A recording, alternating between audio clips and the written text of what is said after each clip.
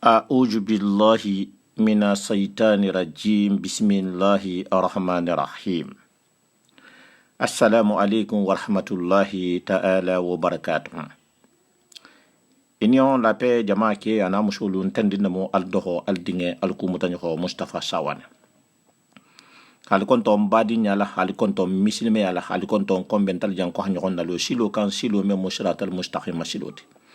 se dunia in sotanya di mafu alkiyamala wo me fo non na lonna ko na alhajigo dole be nyon nani wala muntafa dinketi Ousmane Cissé buluwa Ousmane Cissé habo kindia waxto ento abe majigini buluwalem fonenke ahala kanu ahala kitabo kanu ala kanun te kanuni wol mon kila bati Muhammadu Rasulullah sallallahu alaihi wasallam da fe ngamen sifa manda asifa fanam te dala wo kanu kamala dino yimme tahano men ko na holo wal hada damuta ni wol mo seniya wal hadati mbato wal hada folo la me ni wol mo ngane la seniyati seniya gullo man abangema mbato me ala wal hada foloto wal hada fulanyo hombe na la munkan mun se seniya infan ki seniyati wala mu jie fananti jie fanan njena lo parti le kan jie se mo ho seniya nyadi ji joma ji moli joma arbo la melan wal hakin nga falen kalin wal hada in suwi ha bandula mbaren ke mana musumalo asken be munafanti nturmalo na karamo hola Ousmane mba fola en ko bismillah alhitul malo wal hadara ha bandula karamo ko bismillah. نعم الحمد لله وصلى الله على رسولنا محمد وسلم بارنلو كوخانا خالو كونتون متامبي اكو ngawal khada min sumun damuta kunu ngawal khada min sumun damuta ko ni ngawal khada sumun damuta wonya ni tagata tan soto jamano kulma sona itigisi wala khada continue ala ko fahamu sitambi makka fula to nyamina donc wabillahi tawfiq kunu ntumbe hakamu tahara seniya kito min kita wajiboti bil kitaba was sunna kita wajiboti ala dalikanna jiki qur'anu kono sunno kuntiba Muhammad sallallahu alaihi wasallam bangir kanna jiki ala sunno silo kan tumbo wal khada kan kunu ani aqsamuhu seniya fanantu taladulalu ngado folto oto fenne moti min se adamadin seniya khimadu ala batu kono donc baringal niya fota ko seniya mun fanansi adamadin fanan seniya bangi mun se adamadin seniya bangi kono khimadu alala o kita jeliti jebunda alma'u donc woto nabi wal khada hukmul ma'u wa aqsamuhu je kito ani atu taladula kito alabatu bunda kono sariya bunda kono ala jiki kama kuntiba Muhammad sallallahu alaihi wasallam la sunno kan na lonni lalu karamakholu hisigi wal fanangatu tala kha min foto zina dunnin foto kom je bundali tena la takhaladula jan ala ko akhakem bulu fa khamuti ala mu benna sawabu makhanki sawabu tigoti tombari ngal nim botono altala khamu fonye je la kuto je mi mekan ba min kan ben hajul be kelato altala khamu fonye je la kuto parce que mbari ngalu bebe sediyari ndama adamadin ime seniya fuji ala haji ki adamadin ne ma paliti donc adamadin me seniya fuji ni ko seniya amman fo ki ha baze nyuma dum amman fo ha veste nyuma dum amman fo ha parfait lema amman fo ifati ha seniya bari seniya mimbe burla ala batu bunda kan o jiju man fanan kanta adamadin seniya la adamadin jiju man se adamadin seniya khimadun altalala jigole malum ba fu jigole man te ba compliquer de fante compliquer benala donni fola wolto comme altala khadali بعد أعوذ بالله من الشيطان الرجيم التالى خدالي تبارك وتعالى بعد أعوذ بالله من الشيطان الرجيم سورة الفرقان كونو آية بيناني أنين سجي التالى خدالي وأنزلنا من السماء ماء طهورا صدق الله العظيم التالى كو كاتمان سبالخا لجيجيرو كنتلما خبو أتمان سباما سانغولوما جيلا جيمين كتا جي سنونتي وأنزلنا من السماء ماء طهورا c'est-à-dire أتمان سبا سورة الفرقان على بنان أنين سجي كاتمان سبا لها لجيجيرو كنتما خا جيلا جيجينتما خبو سانغولوما أتمان سبايا جيلا جيمين كتا جي سنونتي donc barino wo bataille tanna ko altala ha jemi na jigin masangulu kan ka senu male propre bateau se kenati ala bateau se kenati na landa barul wol fanan se kenati donc wo fota jan jemi fanan be kolon kono wo fanan mu gi senu ndeti altala ha jemi beda khabo sanguloma anin dugo koto in be kita gi senu ndeti foni fen takata bulato min sake ame adamadin seniano bato bulokan khimadun alala asi senia sila kutala me ala bato bunda silokan ame o sone anu bulu donc o keta altala dali kanti qur'anu kono alamu afaham kunya luma dilama wabillahi tawfiq وقولا إن كنت تبا محمد صلى الله عليه وسلم وخمم بانجي جيلا كوتو إن كنت تبا كو صلى الله عليه وسلم الماء الطهور الماء طهور إلا إن تخير ريحه أو طعمه أو لونه بالنجاسة تحدث فيه كنت تبا صلى الله عليه وسلم كو جي altala la je ko je bese no malimu altala la je ken ko ka bese no mal min se bo sangulo ma asenu mal père min be dugo koto ka asenu mal fo a condition ko foni je fendo tarata bula jeto fendo tarata basanjela min se je sumo ma fali ou khaje dia ma fali ou bien khaje couleur ma fali ou koso khabula jeto ni mbasanta jila ume adamadin seniano bato bundaka altala ku ji sinumale kuntiba muhammad sallallahu alaihi wasallam fana ku ji alla la ji be sinumale ku foni fen takata basala amelan zetala min se asumu mafali o min sa dia mafali o min sa couleur mafali o min koso takata bulakono donc nous keta isatere ame adamadin seniano bato bunda kono o fen mu fanan se ke munti min se no jema no ko la o fen se ke munti par exemple nin nono basanta jela o me salgie mutano ame kuro keno ame alabato senia keno nin tulu bulata jeto tulu basanta jela ame salgie mutano ame kuro keno ame alabatu senia bunda keno ni safunu basanta jela safunu u basanta jela ame alabatu senia keno ame kuru senia keno ni sukuru basanta jela adia bata mafali ame batu senia keno ame salgie mutano ame kuru keno donc u besi ji couleur mafalindi asa dia mafalindi asa kenya mafalindi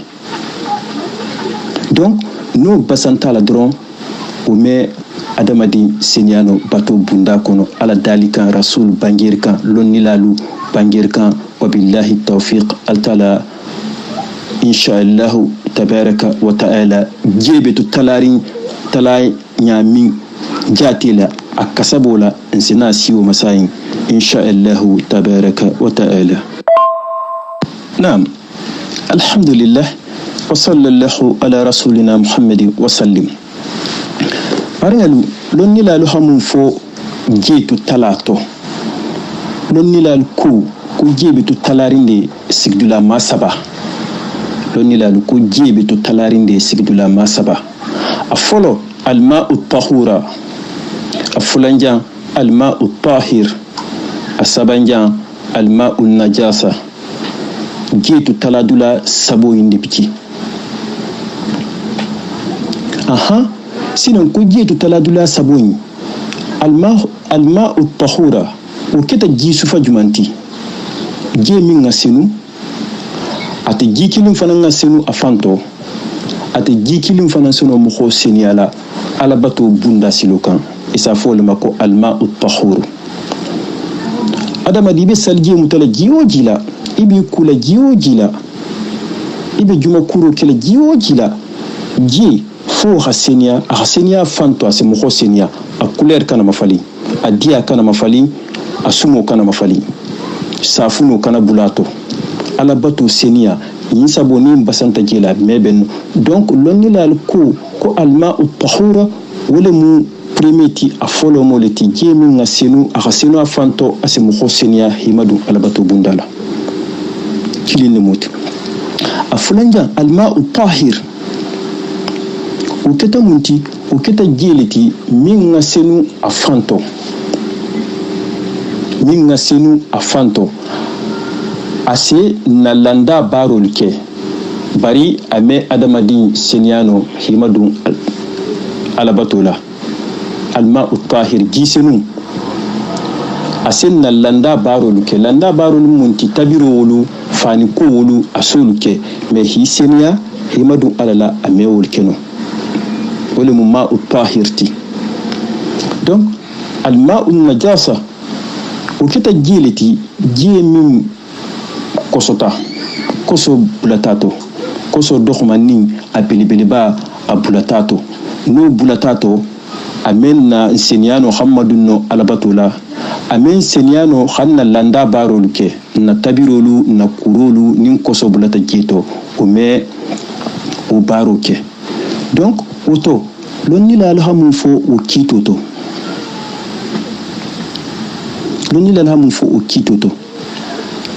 donc jisenu alma tahura lonni la alku o senna batoke hansenia hanna batoke asensenia hanna landaluke asensenia hanna na bitabiro min kala khadumu aso barolke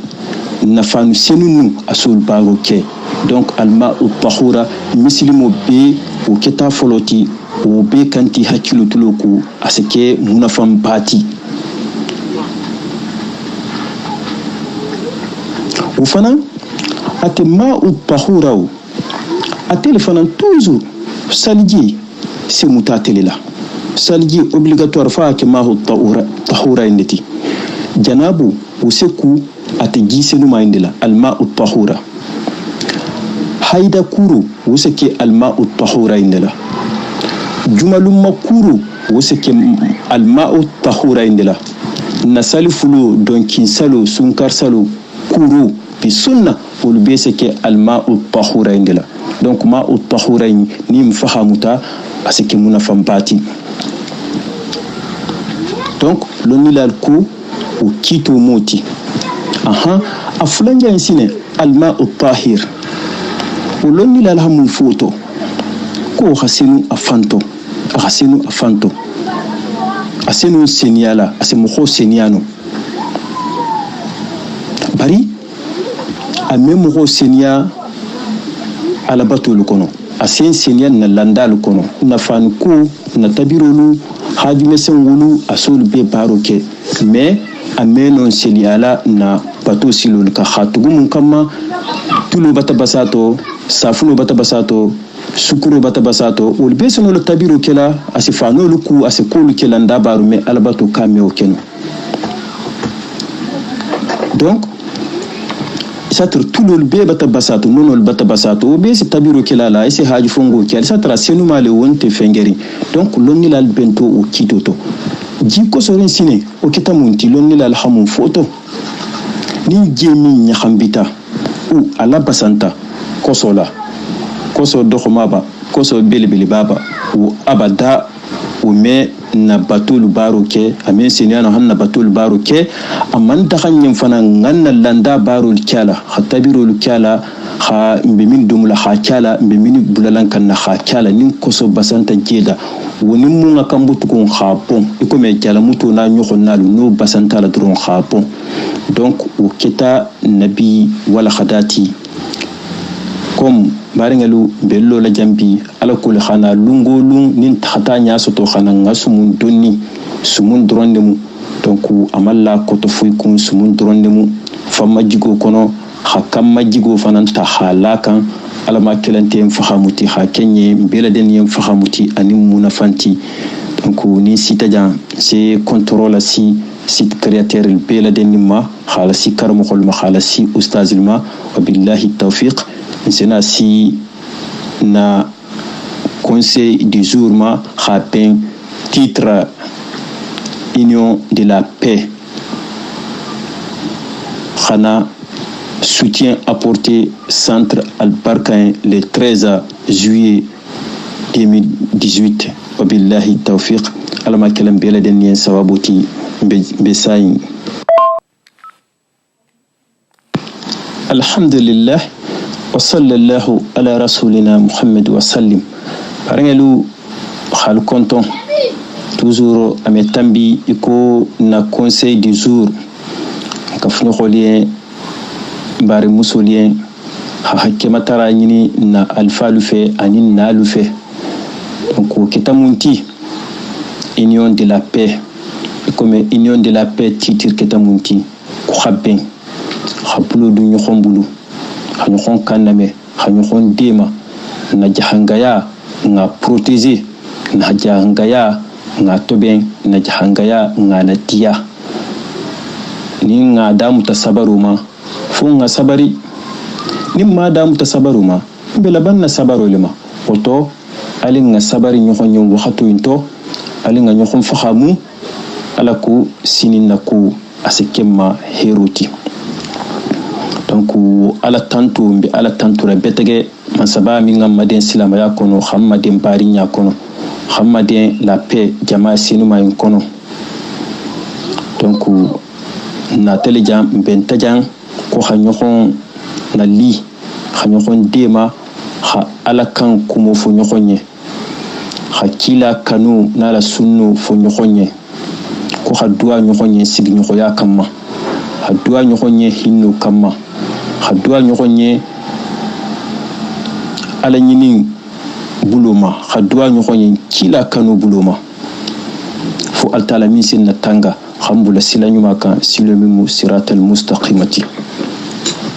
oto simu fo baringa liye altala dalikan lungolun karam khulba foka lungolu abe fokan ko wa atasimu bihablillahi jami'an wala tafarraqu altala kha dalinye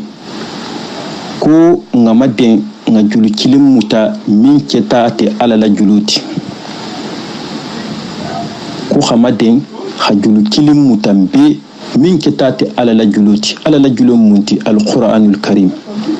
alala julum munti kila la sunulu ko ngawole muta julu do nyinu ala ma funyin ko ngawole muta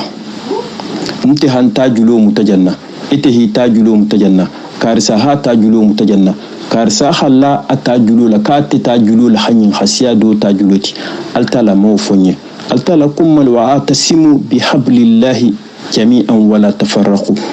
ko ngati ala la julo le mutadi adu ala na hakumu min bai na hakumu min bangi ni ha sinsi nyawunya ni bota kuma isa conséquence gelibara aha min bangi aha dali ala qur'anu kun ni hi hakilu la mira khala mira ni tata julo muta setano sima takhila bari ni man hablullahi muta ala la julo yin qur'anu sunnoyi woto albina al fatanali imaji man sabana tafu janko wala tafarraqu alkana fatandi parce que albe julo yin bulala tafarraqu yimbinala nin tafarraqu na tadron setano bata dundulaji bataji donc woto ala mo fahamunya kunyuma dilamma nko jan kumbe ala tantula altala min ganda hanke silamuliti rasul sallallahu alaihi wasallam ako ko al muslim aqul muslim ko muslimo manki futi i muslimo ñoko manke muslimo ma futi fo barimma muslimo ni muslimo kita barimma tronditi singi ma dron na hakilimma fa hakilimma ni hatere hablullahi julo yimbe mutari muslimo man kan kala ñoko ma futi ni barimmante ako ko la yastumuhu muslimo kana muslimo nani la yazlimuhu muslimo kana muslimo tonyiki wala yaqzuluhu muslimo kana muslimo dokhya. Donc ala la kila la sunni a panjeri kan khana kafu altala dalika yimma ni khanyi fahamu duni hinno so du son de meto kano so du son de meto barinya so du son de meto. Donc baringelu khana fu ñoxoñe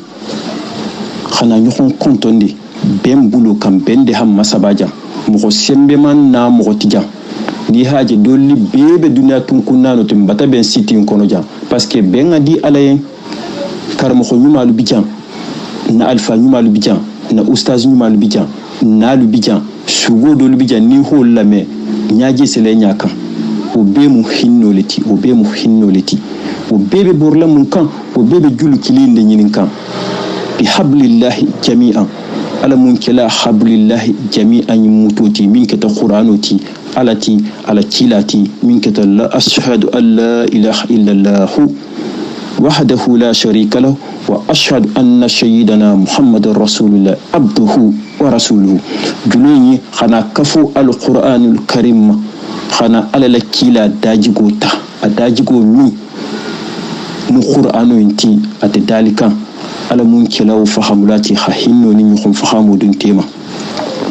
bari ngel wo be kola intel fanantena la kurila ni ala sontante kurila abada kembulu ala kitoti bembe jango jan khado fo bente kan kumuto donc khanyoxon nasumu khanyoxon na fahamu khanyoxon hakilo jigi adama ya kuluma